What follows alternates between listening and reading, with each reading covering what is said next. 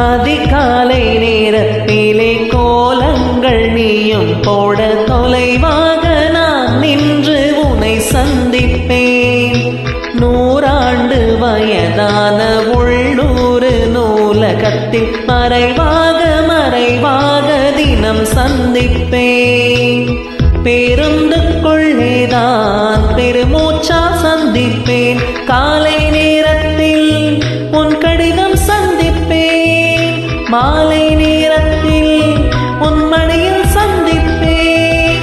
சாயங்காலம் சாலையோரம் நீயும் நானும் பிரியும் நேரம் இருவரும் கூடி இமைகளை மூடி இதழால் சந்திப்போம்.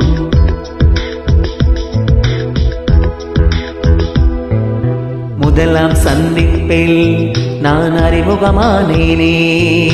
2ஆம் சந்திப்பில் என் இதயம் தொலைத்தேனே.